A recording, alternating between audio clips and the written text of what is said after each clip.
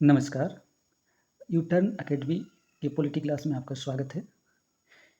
ये क्लास जो है पॉलिटी का है।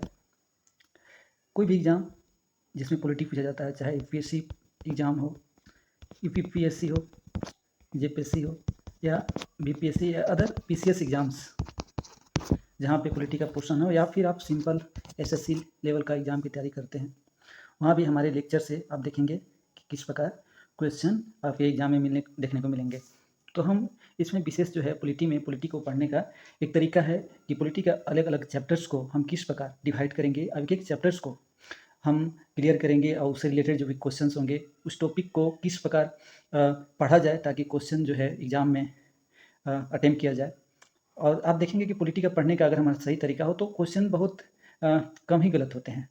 तो इसमें बेसिकली जो हम क्वेश्चन है पॉलिटी का, कितने चैप्टर्स हैं, अगर इसको हम बांटेंगे तो विभिन्न चैप्टर्स में बांट सकते हैं। जैसे जो संविधान का प्रस्तावना हो गया,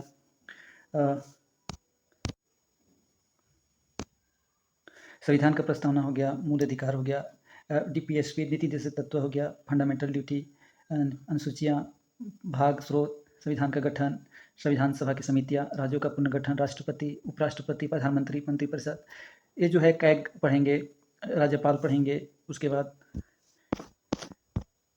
मुख्यमंत्री, महाधिवक्ता, संसद, राज्य विधानमंडल, न्यायपालिका, पंचायती राज देखेंगे, सिटीजनशिप देखेंगे, कॉन्स्टिट्यूशन एंड नॉन कॉन्स्टिट्यूशनल जो बॉडीज हैं वो बॉडी स्टेचुटरी बॉडी देखेंगे।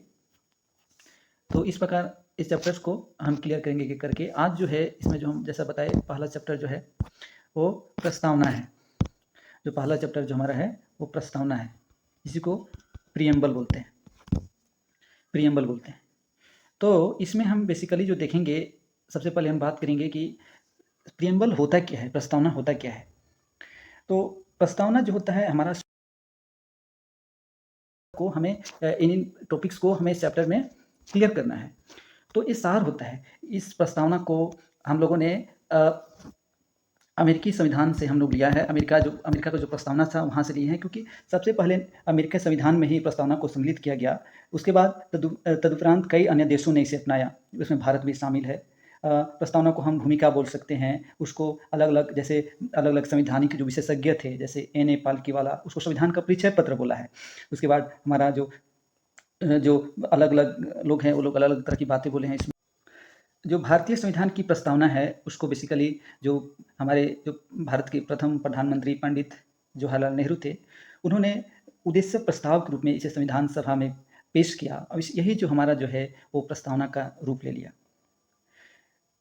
तो अगर हम प्रस्तावना की बातें की हैं तो हमारा प्रस्तावना में हम हर एक व्यक्ति को जो एक भारत का नागरिक है उसको प्रस्तावना की बातें अच्छी अच्छी तरह से जानना चाहिए। जैसे अगर हम हर एक व्यक्ति को प्रस्तावना कंठस्थ याद होना चाहिए। जैसे हम भारत का प्रस्तावना में हम बोलेंगे तो उसमें लिखा हुआ है कि हम भारत के लोग भारत को एक संपूर्ण प्रभुत्व संपन्न समाजवादी पंथ निरपेक्ष लोकतांत्रिक गणराज्य बनाने के लिए और के समस्त नागरिकों को सामाजिक, आर्थिक और राजनीतिक न्याय, विचार अभिव्यक्ति, धर्म, विश्वास व उपासना की स्वतंत्रता, प्रतिष्ठा और अवसर की समता प्राप्त करने के लिए तथा व्यक्ति की गरिमा और राष्ट्र की एकता तथा अखंडता सुनिश्चित करने वाला, बंधुता बढ़ाने के लिए दृढ़ संकल्पित होकर इस संविधान सभा में आज दिनांक 26 नवंबर 1949 को एतद द्वारा इस संविधान को अंगीकृत, अधिनियमित और आत्मार्पित करते हैं।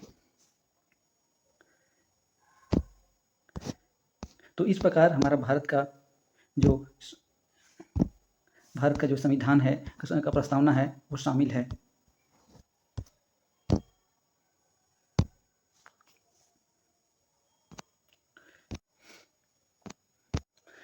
भारतीय संविधान की जो प्रस्तावना है उसमें बेसिकली हम जो देखेंगे, इसमें जो है हम 4 मूल बातों को देखते हैं। प्रस्तावना में 4 मूल बातें क्या है? प्रस्तावना में हम देखते हैं कि संविधान की शक्ति की स्रोत क्या है।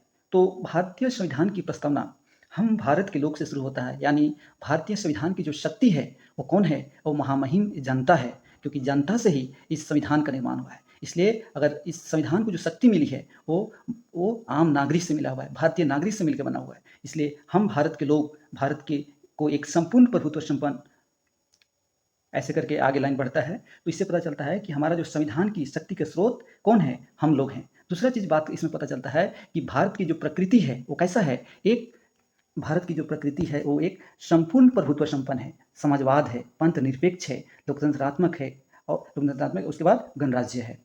तो हम एक-एक टर्म्स को देखेंगे, इसका मतलब क्या होता है एक-एक टर्म। उसके बाद तीसरी चीज़ हम देखते हैं कि संविधान का उद्देश्य क्या है? संविधान का उद्देश्य क्या है? तो संविधान का उद्देश्य जो है वो एक न्याय को प्राप्त कराना, एक स्वतंत्रता को प्राप्त करना, समता को, बंधुता को प्राप्त करना। ये स्वतंत्रता क्या है? तो उस स्वतंत्रता के बारे में हम देखेंगे। 5 प्रकार की स्वतंत्रता की बात किया गया हमारी प्रस्तावना में। आपके एग्जाम में पूछा जाता है कि हमारा प्रस्तावना में कितनी प्रकार की स्वतंत्रता की बात की गई है? तो 5 प्रकार की। क्या है? विचार, अभिव्यक्ति, विश्वास, धर्म और उपासना की स्वतंत्रता। यानी आप जो व्यक्ति हैं, आप अपने विचार को अभिव्यक्त कर सकते हैं। जब तक देश की एकता, अखंडता और संप्रभुता की बात आ जाए, उसके पहले हम अपनी बात को क्या कर सकते हैं? अभिव्यक्त कर सकते हैं। यानी हम अपनी बात को रख सकते हैं। उसके बाद न्याय की बात किया गया। क्या-क्या न्याय? सामाजिक न्याय, आर्थिक न्याय, राजनीतिक न्याय। तीसरा चीज़ क्या है? समता। समता मतलब सबको समान, equity. There are 2 things, equality and equity. तो समता के बारे में बात किया है। प्रतिष्ठा और अवसर। फिर बंधुता, जो देश की एकता और अखंडता के लिए ज़रूरी है। तो हमेशा बंधुता को बढ़ाने के लिए एक दूसरे के भाईचारा, ब्रदरहुड का निर्माण, इसके बारे में बात किया गया है। हम एक-एक टर्म्स के बारे में देखेंगे यहाँ पे। जो यहाँ पे एक-एक टर्म्स जो आया है इसके बारे में हम देखेंगे कि क्या होता है। जैसे समाजवाद के मतलब क्या होता है? जो प्रस्तावना है, प्रस्तावना आप देख सकते हैं। अगर आपको याद नहीं है तो आप गूगल सर्च करके देखिए। तो देखिए प्रस्तावना में हम सबसे पहले देखते हैं संप्रभुता। संप्रभुता, देखो संप्रभुता मतलब होता है कि क्या है, भारत जो है, भारत किसी अन्य देश या किसी अन्य देश पर निर्भर नहीं है और किसी का डोमिनियन नहीं है। भारत जो है अपना आंतरिक या बाह्य कोई भी निर्णय लेने के लिए एक स्वतंत्र स्टेट है भारत। तो भारत कैसा है? एक संप्रभु है। यानी भारत जो है, भारत का कोई भी निर्णय हो उसमें कोई अन्य देश दखलंदाजी नहीं कर सकता है। इसको बोलते हैं संप्रभुता। समझिए कि आप क्या करेंगे वो आप डिसाइड करेंगे। तो आप इसका मतलब हुआ कि आप एक संप्रभु व्यक्ति हैं। दूसरा चीज़ है कि आप देखते हैं हम कि समाजवाद का मतलब क्या होता है? समाजवाद का मतलब क्या होता है? समाजवाद का मतलब होता है, आप देखेंगे, समाजवाद का मतलब होता है कि हमारा जो देश है उसमें समाजवाद 2 तरह का होता है। एक हमारा जो समाजवाद है वो मार्क्सवाद और गांधीवाद का मिला-जुला रूप है। और जिसमें गांधीवाद का समाजवाद क्या है? अधिक जुड़ा हुआ है, क्योंकि गांधी जी क्या चाहते थे कि वो हमारे जो समाज में क्या हो? समानता, आर्थिक, सामाजिक, राजनीतिक समानता स्थापित हो। तो हमारा समाजवाद क्या हो? हमारा समाजवाद जो हो वो किसी भी असमानता का उन्मूलन हो, कोई भी असमानता ना रहे। अच्छा, आप बात करेंगे कि हम 1991 में एलपीजी लाया गया। 1991 में एलपीजी लाया गया, यानी LPG, liberalisation, privatisation and globalisation. तो क्या हमारा जो समाजवाद था, लोकतांत्रिक समाजवाद, क्या ये बदल गया? तो नहीं। ये नई आर्थिक हमारे देश में आर्थिक समानता को स्थापित करने के लिए लाया गया है। क्योंकि हम जब तक सामाजिक समानता को स्थापित नहीं कर सकते हैं जब तक आर्थिक समानता स्थापित ना हो, क्योंकि आर्थिक समानता जब स्थापित होगी तभी सामाजिक समानता आएगी। क्योंकि आप लोगों के पास पैसा रहेगा, स्टैंडर्ड बदलेगा, खान-पान बदलेगा, लोग अपनी गरीबी, बीमारी, पढ़ाई में पैसे खर्च करेंगे, तभी क्या होगा? सामाजिक समानता आएगा।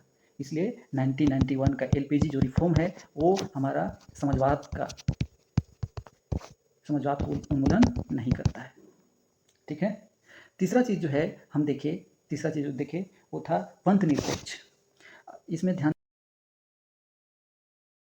लोकतंत्रात्मक व्यवस्था में हम लोकतंत्र का डेफिनेशन देखते हैं। तो लोकतंत्र का डेफिनेशन जो होता है democracy by the people, for the people, to the people, यानी जनता के लिए, जनता के द्वारा,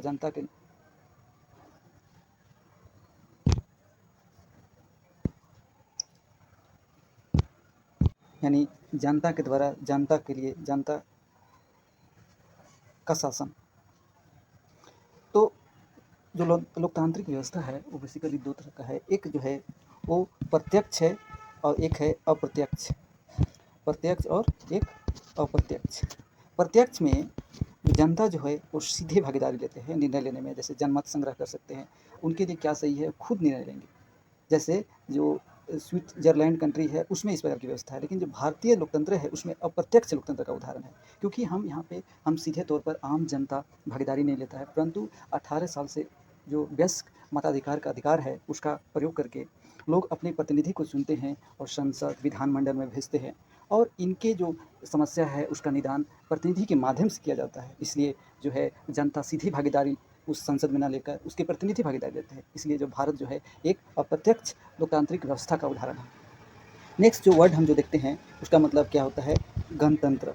गणतंत्र गणतंत्र जो कोई भी देश लोकतांत्रिक हो तो ज़रूरी नहीं कि वह गणतांत्रिक भी हो, परंतु भारत एक लोकतांत्रिक और गणतांत्रिक दोनों देश है। परंतु आप ब्रिटेन को देखेंगे तो लोकतांत्रिक तो है, परंतु एक वो जो है वो एक राजशाही देश है। कैसे, हम एग्जाम्पल से देखेंगे। कोई भी देश लोकतांत्रिक है मान लीजिए, तो क्योंकि वहाँ पे चुनाव होता है, कोई किसी एक व्यक्ति तानाशाही से नहीं बैठा हुआ, यानी लोकतांत्रिक देश है, तो ब्रिटेन एक लोकतांत्रिक देश है क्योंकि वहाँ पे चुनाव होता है, ठीक है। परंतु आप वहाँ पे देखेंगे अभी भी राजशाही व्यवस्था है, तो लोकतांत्रिक देश है लेकिन राजशाही है। लेकिन भारत एक क्या है, भारत एक गणतांत्रिक देश है। भारत एक गणतांत्रिक देश है।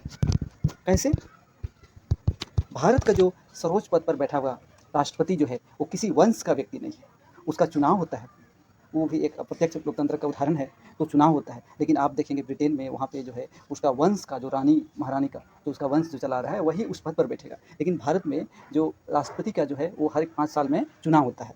तो जो भारत कैसा है, अगर चुनाव होता है यहाँ पे हम प्रतिनिधि को चुन के भेजते हैं, एक लोकतांत्रिक व्यवस्था है, लेकिन साथ में एक गणतांत्रिक व्यवस्था भी है। तो भारत लोकतंत्र के साथ क्या है, एक गणतांत्रिक देश भी है। नेक्स्ट जो वर्ड है उसको हम देखेंगे पंथ निरपेक्ष। पंथ निरपेक्ष का एक समूह है जिसके चारों ओर आर्थिक जो इंफ्रास्ट्रक्चर है उसको विकसित की जाए, ताकि जो समाज का जो अंतिम पंक्ति का जो व्यक्ति है उसको क्या करे, एक भौतिक आधार स्थापित हो सके ताकि वो अपनी ज़रूरतों को पूरा कर सके। दूसरा चीज़ हम देखेंगे सामाजिक न्याय। सामाजिक न्याय मतलब है कि कोई भी भाषा संस्कृति हो, लिंग हो, किसी भी पुरुष स्त्री का भेदभाव किए बिना समाज में क्या करना, समानता को स्थापित करना, वो सामाजिक न्याय का उदाहरण है। तीसरा है राजनीतिक न्याय। राजनीतिक न्याय में मतलब है कि कोई भी व्यक्ति हो, अमीर गरीब हो, वो 18 ईयर से प्लस हो तो क्या करे, वोट दे सके। कोई भी व्यक्ति चुनाव में जो है अपना खड़ा हो सकता है। ये क्या है, एक राजनीतिक न्याय। स्त्री पुरुष सबका वहाँ पे जो स्त्रियों को आप देख रहे हैं कि उसमें राजनीतिक न्याय स्थापित करने के लिए जो आरक्षण जो पंचायती व्यवस्था है उसमें दिया गया है अभी, और जो अलग अलग आर्टिकल के संशोधन के माध्यम से जो केंद्र में भी क्या आरक्षण की व्यवस्था की जा रही है। तो ये सब क्या है, राजनीतिक न्याय की बात हो रही है उसमें। 3 चीज़ देखेंगे, समाजवाद, पंथ निरपेक्ष और अखंडता। ये तीनों शब्द जो है हमारा प्रस्तावना का जो ओरिजिनल प्रस्तावना था उसमें नहीं था, उसको 42वां संशोधन द्वारा क्या 1976 में इसको जोड़ा गया। तो एग्जाम में पूछता है कि कौन कौन सा 42वां संविधान संशोधन 1976 के माध्यम से लाया गया, तो कौन है, समाजवाद है, पंथ निरपेक्ष और अखंडता है। अभी जो हम देखेंगे वो प्रस्तावना में अलग अलग जो संविधान विशेषज्ञ थे उन्होंने क्या क्या बोला है, तो इसके बारे में हम देखते हैं कि जो एन.ए. पालकीवाला, इन्होंने संविधान की जो प्रस्तावना है उसको परिचय पत्र कहा है। जो अलादि कृष्ण स्वामी अय्यर हैं वो प्रस्तावना को एक दीर्घकालिक सपनों का विचार है। फिर जो ठाकुर दास मार्घव थे वो प्रस्तावना को क्या कहें, संविधान की आत्मा कहें। लेकिन ध्यान देने की बात है जो आर्टिकल 32 है इसको डॉक्टर भीमराव अम्बेडकर जो है B.R. अम्बेडकर, वो उसको क्या बोले हैं, उसको संविधान की आत्मा बोले हैं। तो जब डॉक्टर भीमराव अम्बेडकर पूछे तो आर्टिकल 32, जबकि प्रस्तावना को कौन संविधान की आत्मा बोला है तो ठाकुरदास भार्गव। और जो डॉक्टर भीमराव अम्बेडकर जो है वो प्रस्तावना क्या बोले हैं, एक पवित्र दस्तावेज बोले हैं। और जो मुंशी हैं मुंशी, वो संविधान की जन्म कुंडली है। तो इस प्रकार से क्वेश्चन दे दिया जाता है, दे देगा और उसमें 4 ऑप्शन रहेंगे और बोलेंगे बताइए इसका इनका कथन है, तो वहाँ पे एग्जाम में चूज करने को रहता है। नेक्स्ट जो है अभी जो हम देखेंगे प्रस्तावना का विधिक स्वरूप। विधिक स्वरूप क्या होता है, तो एक होता है प्रवर्तनीय, एक होता है अपरिवर्तनीय, जस्टिसेबल और नॉन जस्टिसेबल। इसका मतलब होता है कि हम इस प्रस्तावना को हम कोर्ट में चैलेंज नहीं कर सकते, यानी कोई भी प्रस्तावना की बातें अगर राज्य लागू ना करे या उल्लंघन हो हमारा प्रस्तावना का, तो हम जाके कोर्ट में आर्टिकल 32 के तहत नहीं जा सकते हैं। तो प्रस्तावना क्या है, एक अपरिवर्तनीय है। वहीं पर हमारा जो फंडामेंटल राइट्स होता है वो क्या है, जस्टिसेबल है। हम आर्टिकल 32 की तरह कोर्ट में जाते हैं। रीट 5 तरह का रीट जो हाई कोर्ट और सुप्रीम कोर्ट जारी करता है। तो यहाँ पे जो हम बात करना है, जो प्रस्तावना है वो इसमें अलग अलग केस आया। जैसे 1960 में बेरुवारी केस आया तो बताया गया कि प्रस्तावना क्या है, तो उन्होंने कहा कि प्रस्तावना जो है वो संविधान का कोई हिस्सा नहीं है, ऐसे बताया। उसके बाद दूसरा चीज़, इसलिए क्या है, अगर संविधान का हिस्सा नहीं है तो वो असंशोधनीय है, यानी इसका संशोधन नहीं किया जा सकता। लेकिन यही केस को जो 1973 में केशवानंद भारती केस था, उन्होंने पलट दिया और बोला कि नहीं, प्रस्तावना जो है वो संविधान का आंतरिक भाग है और इसको संशोधन किया जा सकता है। इसी के चलते तो 1976 में 42वां संविधान संशोधन करके 3 वर्ड को इसमें जोड़ा गया, पंथनिरपेक्ष, समाजवाद और अखंडता शब्द को जोड़ा गया। तो यहाँ पे अगर पूछे कि क्या संविधान जो प्रस्तावना है क्या उसमें संशोधन किया जा सकता है, तो यस, प्रस्तावना में संशोधन किया जा सकता है, परंतु ये अपरिवर्तनीय है। इसको लेके हम कोर्ट में चैलेंज नहीं कर सकते हैं। कोई भी बात अगर उसमें जो क्या कि राज्य जो उल्लंघन करे प्रस्तावना का, तो हम इसको लेके हम नहीं जा सकते। आर्टिकल 32 की तरह सुप्रीम कोर्ट में और अलग अलग जो हाई कोर्ट में जाते हैं हम लोग। प्रस्तावना जो हम बताए थे जो अमेरिका से लिया गया है, इसकी भाषा जो है वो ऑस्ट्रेलिया से लिया गया। तो जब एग्जाम में पूछे कि प्रस्तावना की जो भाषा है किस देश से लिया गया है, तो इस प्रस्तावना का जो स्रोत है वो स्रोत है अमेरिका से, परंतु जो भाषा है वो ऑस्ट्रेलिया की भाषा को लिया गया है इसमें। तो इस प्रकार आज प्रस्तावना का जो लेक्चर था, अगर आपको पसंद है तो आप इस वीडियो को लाइक करें, सब्सक्राइब करें। Thank you.